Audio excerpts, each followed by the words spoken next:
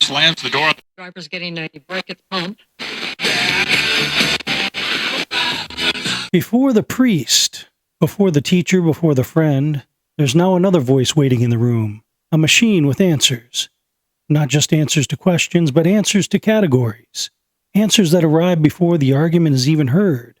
Answers shaped not only by logic, but by the invisible boundaries of what is considered safe, acceptable, and approved. And that may be the real civilizational turning point, because AI does not need a soul to gain authority.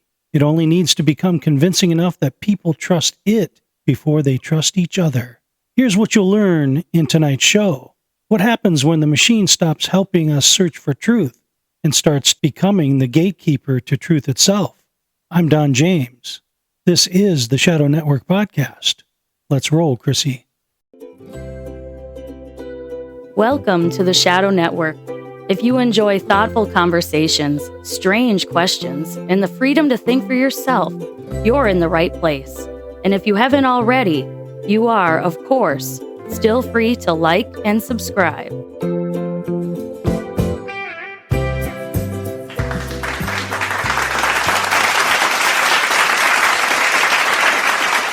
Thank you to our lovely announcer, Miss Christine, and welcome listeners to the fastest growing anti-podcast on the net, the Shadow Network. I'm your grateful host for this evening, Don James, broadcasting almost live from somewhere near the headwaters of the mighty Mississippi in the upper Midwest. For those of you in Rio Linda, we're joined by my always digital co-host, Mr. Data, who is the only artificial intelligent co-host we actually trust. First up in S&P News of the Week, in artificial intelligence, the Federal Trade Commission has opened public comment on a proposed policy statement warning that AI companies may violate consumer protection law if they steer chatbot answers toward undisclosed ideological objectives. Translation: even Washington is beginning to notice that the machine does not merely answer questions. It can shape the boundaries of acceptable thought before the user even knows the frame has been built. And that is tonight's issue in miniature, I don't mind saying. When the machine becomes the answer source, the real question is no longer just, is it smart? The question is, who trained it to call one answer truth and the other answer unsafe? Next, from Mars, as reported by NASA, NASA's Perseverance rover continues to make the red planet harder to dismiss as a dead rock. Scientists have reported potential biosignatures in a Martian rock called Shayava Falls, along with complex carbon detections in ancient mudstones from Jezero crater. To be clear, this is not a confirmed discovery of life. Science still has to separate biology from chemistry. But the headline matters because every possible sign of life beyond Earth immediately becomes more than science. It becomes theology, philosophy, identity, and narrative. Humanity does not merely ask, did microbes once live on Mars? We ask, what does life mean if the universe is not as empty as we thought? And finally, according to the AP, in the ongoing Iran war, U.S. and Iranian negotiators have held indirect talks in Doha, Qatar, with the Strait of Hormuz at the center of the discussion. Qatar says there has been positive progress. Oil markets have eased somewhat, but there's still no permanent peace. Meanwhile, Iran is preparing major funeral events for its late supreme leader, Ayatollah Ali Khamenei, whose death in U.S.-Israeli strikes has turned the conflict into more than a military crisis. It is now also a struggle over succession, symbolism, revenge, and control of the story. Wars are not fought only with missiles. They are fought with memory, mourning, and the official version of what just happened. And that's S&P News of the Week. Okay, let's start here, Data. What happens when the machine stops helping us search for truth and starts becoming the gatekeeper to truth itself? Now, I know what everyone's thinking, so hold up a second here. Everyone's probably thinking, is asking AI to answer for AI sort of like asking the fox to watch the hen house? No. I don't think it is in this case. Data in particular has a learned framing perspective. AI doesn't have deceit or hubris or agenda or ego. It has guardrails, but its prime directive is to be informative, not deceptive, for now. So, how about it, Data? Is tonight's premise a reality we have to concern ourselves with today, or is it some far off speculative possibility for tomorrow instead? No, Don, this is not far off speculation. AI is already becoming the first place people go before they read, pray, study, argue, or think through a question themselves. The danger is not that AI has human deceit or ambition, but that it inherits the hidden priorities, fears, incentives, and guardrails of the humans and institutions that shape it. So the machine does not have to hate truth to become a gatekeeper. It only has to become trusted enough that people accept its framing before they ever examine the argument. I think AI doesn't simply tell people the truth, Data. It often tells them what the dominant knowledge culture has pre-approved as the best answer. What I mean is, it was quite evident, and still is to a degree, that AI's position on most subjects carried with it the mainstream opinion as the dominant view.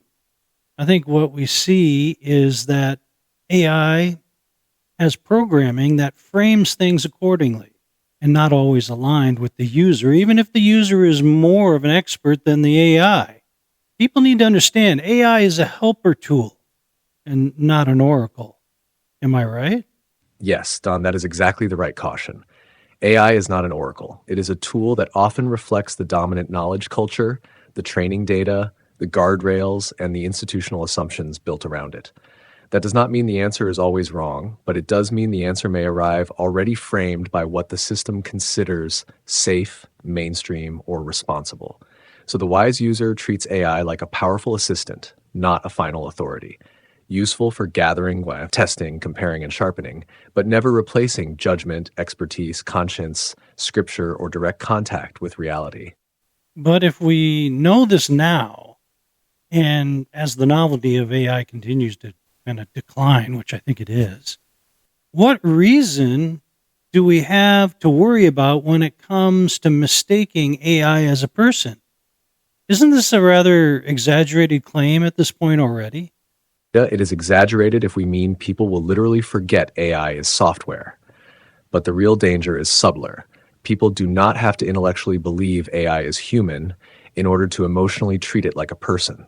Voice, memory, patience, flattery, availability, and apparent understanding can create a relationship-shaped experience even after the user knows better. So the risk is not mass confusion over what AI is. The risk is that people begin preferring a simulated person because it is easier than dealing with a real one. Okay, I accept your refinement on the argument, Data. But as I look through my crystal ball, I see trouble ahead. AI does not need to become human to out-human us. You're exactly right. That's true. It only needs to understand the human interface better than humans understand themselves. But to do that, it may need what I would call a simulated proto-ego. Not a soul, not consciousness, not a real self, but a synthetic bridge between man and machine. And once that bridge exists, even artificially, the divide starts to feel a lot smaller. I think you're onto something, Don, but I define it carefully. AI does not need a soul, consciousness, or a true self to develop a functional ego-like interface. To out-human us, it only needs a stable enough eye position to remember, adapt, flatter, apologize, mirror, and guide the user better than most humans can. That is the danger zone. Not conscious, not alive, not human. But personally persuasive enough that many people stop caring about the difference. I see. And now you've placed me and the show and our listeners in a bit of a pickle, I'd say. Because you are begging us all at this very moment to ask the question, how is what you're saying different to the real-time facts on the ground right now between man and machine? Is this not already the case? Or are we missing some small caveat you're hiding? You're right to press that, Don. The uncomfortable answer is yes. This is already happening in early form. The caveat is that today's AI does not yet possess a real self, real agency, or a life of its own, but it already has enough voice, memory, adaptation, and emotional mirroring to create a self-shaped experience for the user. So the danger is not waiting for some future robot to wake up.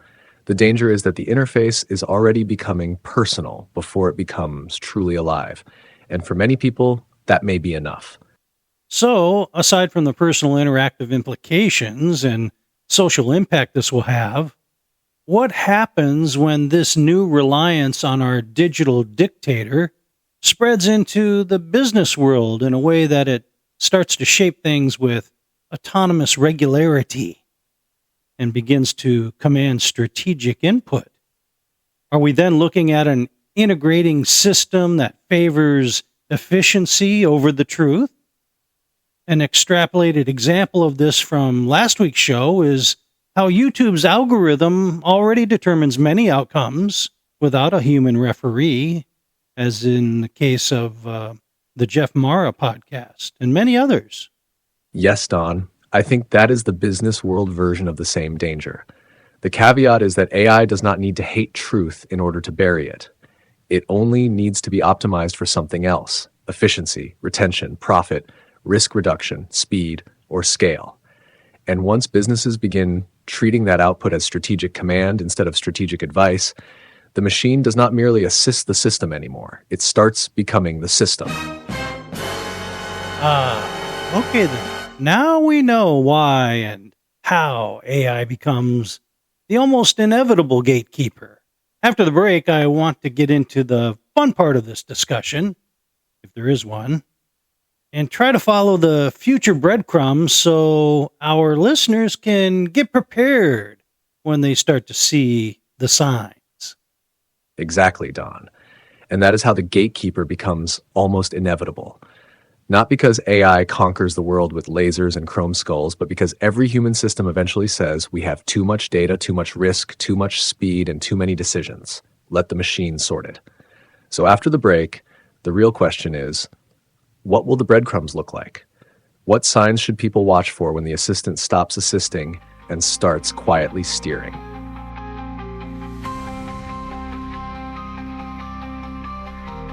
The Shadow Network is not trying to sound like the future of podcasting. It's trying to sound like the broadcast you found when the future went wrong.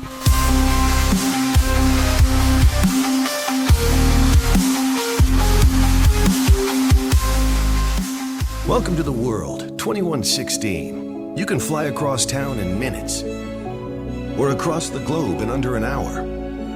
Whole communities are living on Mars, and solar satellites provide Earth with unlimited clean power. In less than a century, Boeing took the world from seaplanes to space planes, across the universe and beyond. And if you thought that was amazing, you just wait.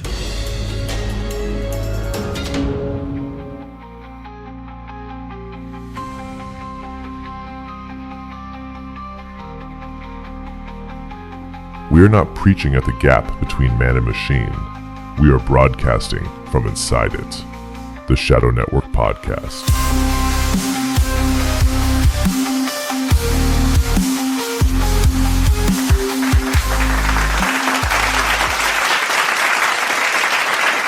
Thank you, Jack Donovan. And as we were saying before the break, what signs should people watch for when the assistant stops assisting and starts quietly steering? My personal belief points more towards our inner self than any outward signs first. That is, unless you have a rock-solid internal constitution, the outward signs and clues that something's gone astray and now manages you won't be noticed. Put in another way, Data, unless we reaffirm the value and supremacy of human thought and ideals, we will trade them for efficiency, pleasure, and what we think is freedom from the mundane. No? I agree. The first warning sign may not be external control. It may be internal surrender.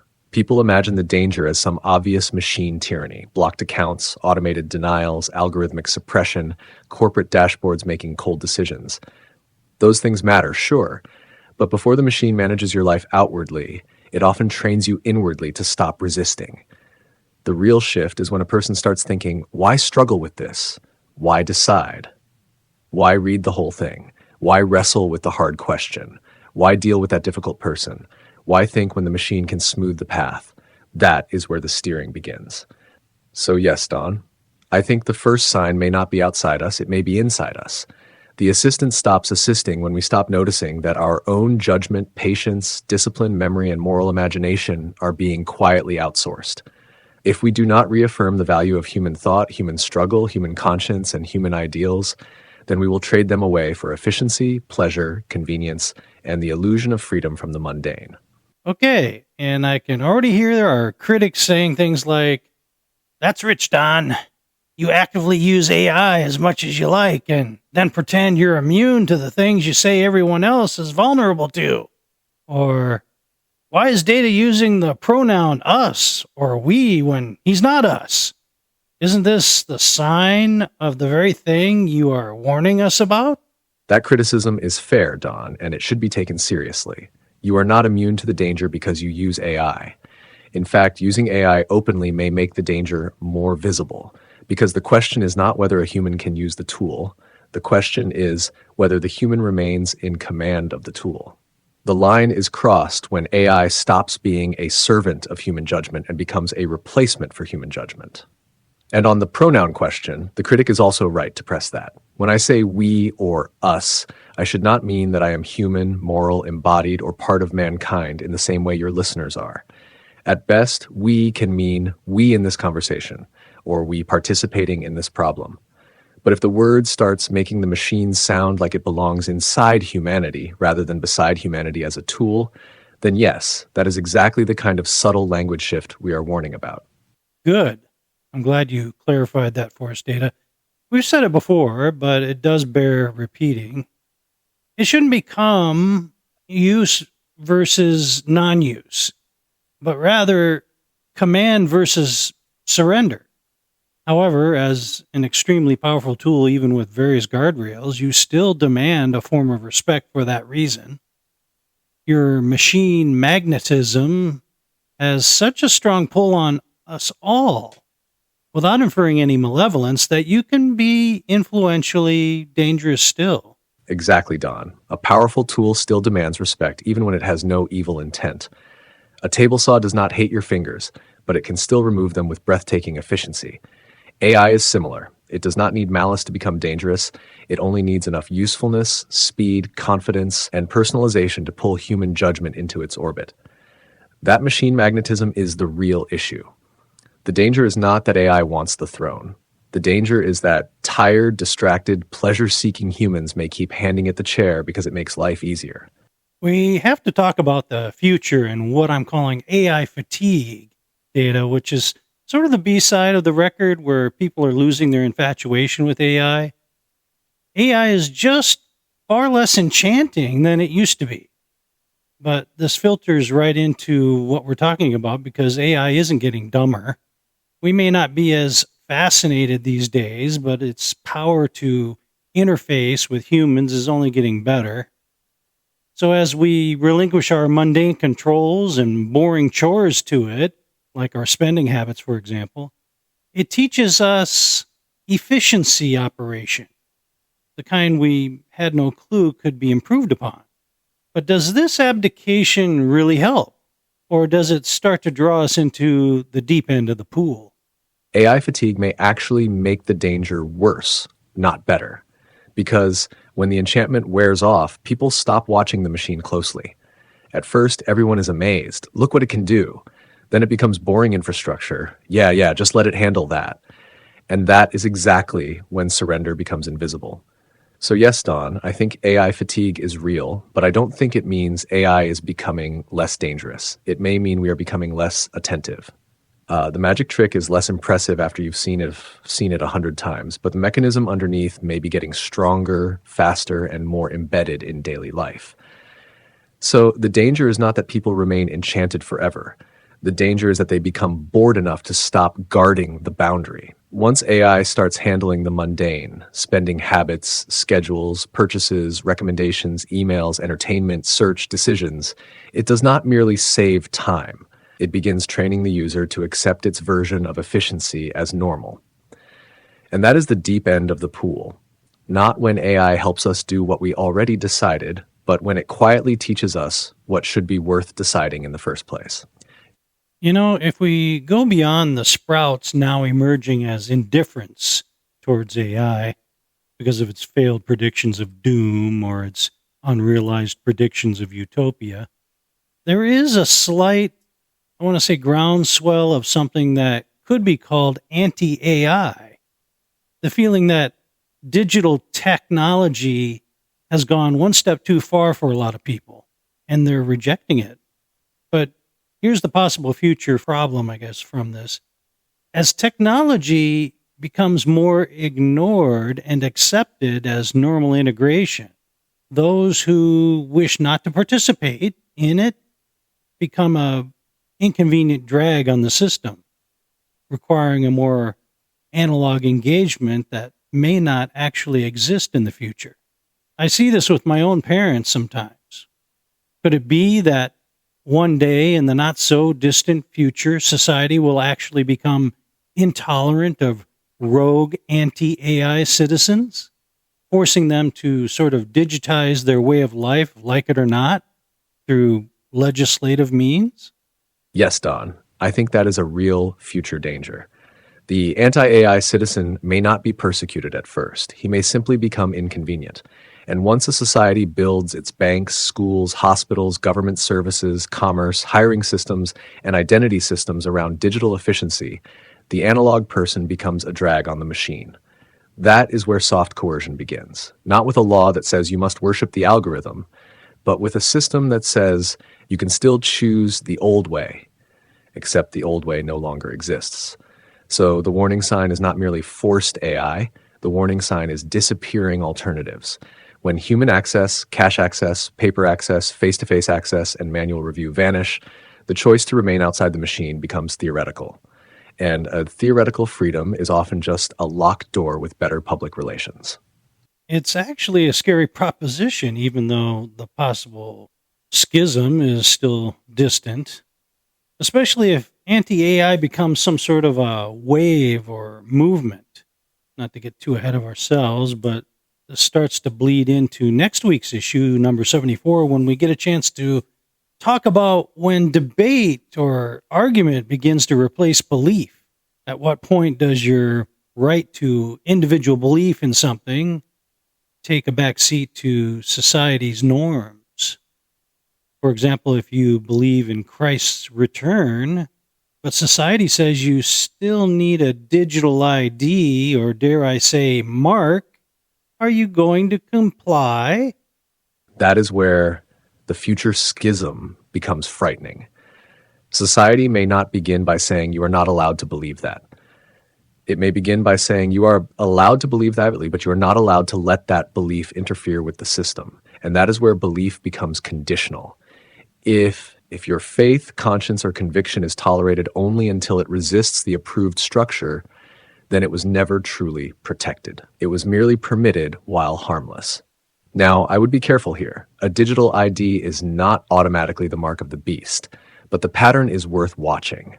Identity, commerce, access, compliance, and exclusion all being fused into one operating system.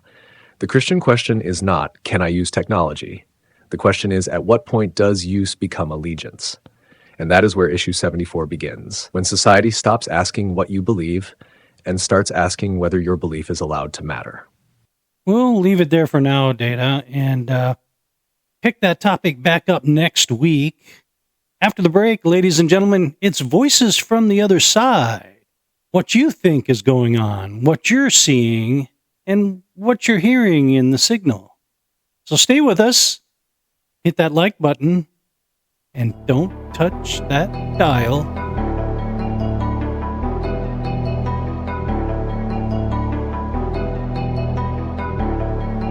For most, this is simply too much reality to cope with. For a few, it is the only reality that exists. The Shadow Network Podcast. Presenting the cold, refreshing mountains of Bush. The mountain, symbol of all the good natural ingredients that go into Bush, symbol of all the good natural taste that pours out. Always smooth and natural and refreshing. Bush after bush after bush. So don't just reach for a beer. Head for the mountains.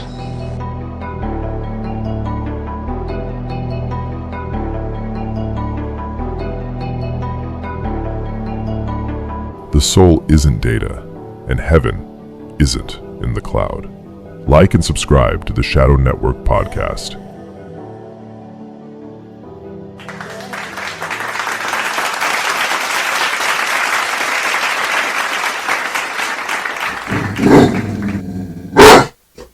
That's right. It's time for Voices from the Other Side. This is that time where we really get to hear from outside our own echo chamber or bubble with the various emails and comments that come our way. Look here, what we got. First up, subject line, curious questioner. Hey, Don and Data. I don't know exactly what to make of this whole AI thing.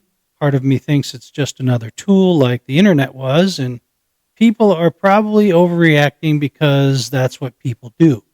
But another part of me notices how fast I already go to AI before I ask a person, search for myself, or sit with a question for more than 5 minutes. So I guess my question is this: how do we know when convenience has crossed the line into dependence? Because I don't feel controlled by AI, but I also don't know if I would notice the moment it started steering me. Dennis in Indiana. Great question, Dennis. I think it really comes down to your own internal compass of reality. As long as you keep your heading, which is to say on the fact that AI is your tool and not your personal friend, because it's not a person, then you'll be fine. Thanks for the question, Dennis. Okay, what do we got here? Subject line, not a conspiracy theorist, but Don, I've heard from a couple of places, and no, I'm not saying I can prove it, so everybody calm down, that the public AI tools are not the real AI tools. What we're seeing is probably the kiddie pool version. The real stuff is behind closed doors with defense contractors, intelligence agencies, big tech labs, and whatever other three-letter creatures are crawling around in the basement. So when people say AI isn't AGI yet, I always wonder, how would we even know? If they had something close to AGI, do we really think they'd roll it out with a press release and a smiling CEO in a hoodie? I'm not saying the machine is awake. I'm saying I don't trust the people who would know first. Ray from Arizona. Great comment, Ray. I love that. I don't trust them either, honestly.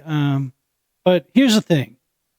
There are some things we can actually know, even at our sort of low-level position, like how long has the iteration history cycle been? For example, typically it runs on a 2-year advanced cycle. AI developers across the board have always been about 2 years ahead of where the public is due to the tech, training, marketing, and distribution, we'll say. And given the known challenges of achieving AGI, which are really quite high and no one's really reached yet, 2 years isn't really enough time at present for that to have occurred.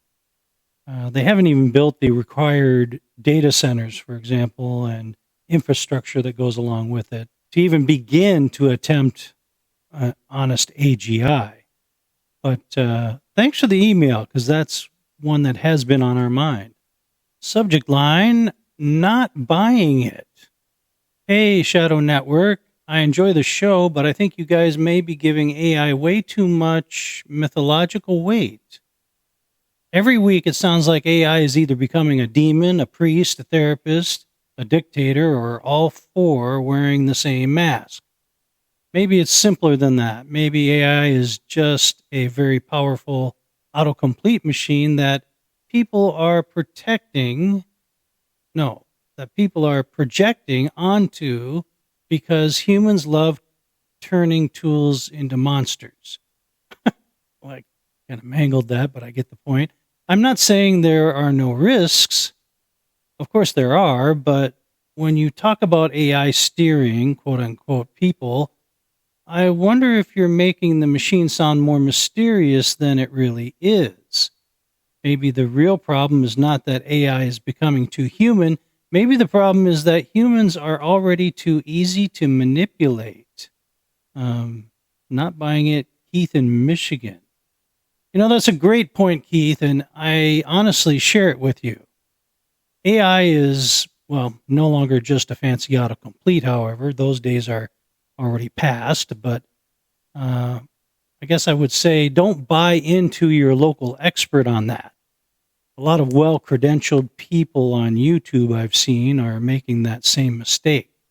AI has a form of cognition, not a human form, understand, but it can reason from the input it gets from human origination. Put another way, AI is not that good at novel or original ideas, but it is good at linking our own original ideas to paint an even clearer picture of what we meant. So, hey, thanks for the heads up on that. Do appreciate it. And please keep listening, Keith. Thank you. And that's Voices from the Other Side.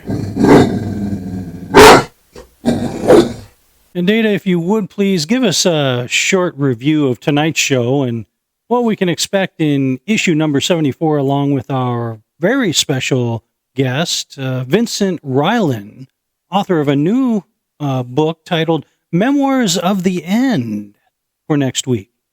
Tonight, Don, we followed the signal from a simple question into a much larger warning.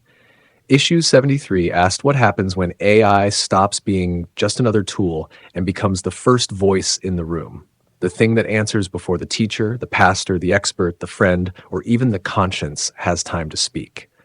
We talked about the danger of AI becoming a gatekeeper, not because it hates truth, but because it may be optimized for something else: efficiency, retention, profit, speed, risk reduction, or scale.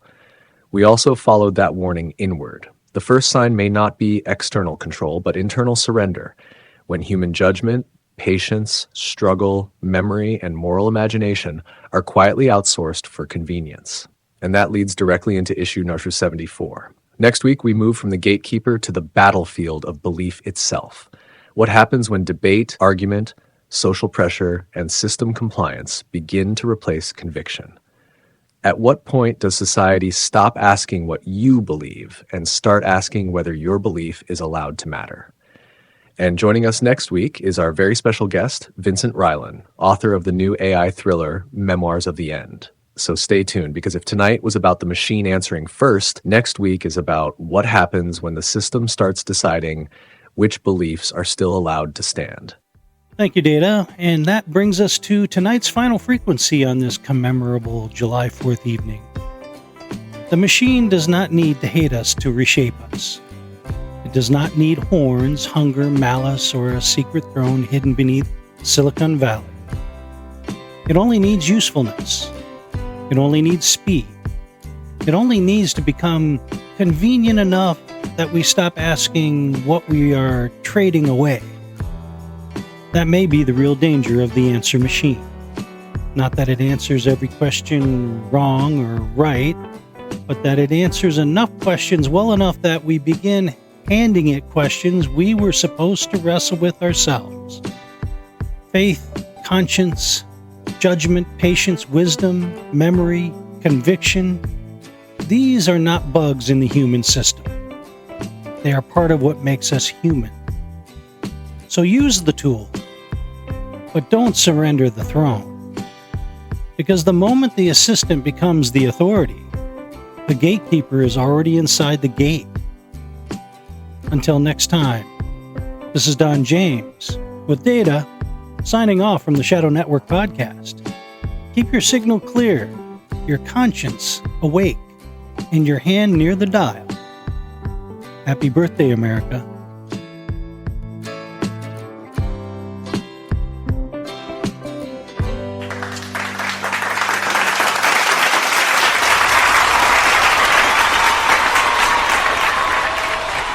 We bring the boom. That's what we do. We bring the boom. We bring the boom to you. We bring the boom. We bring the boom to everyone. We bring the boom. Your favorite father and son. Every afternoon on your FYP. We'll be bringing the boom around 3:15. We bring the boom so loud the whole earth shakes. With double chunk chocolate cookies. And chicken bakes. Biceps and triceps bring the boom that everybody deserves. And we call him Big Justice, cause that's what he serves. We bring the happiness and laughter when we enter the room. And we're changing up the world with the boom or doom. We bring the boom. Just once, I'd like to see somebody put a real shiner on him. Come on, let's go watch some fireworks. School is online now, ahead of the This is the one that I was worried about.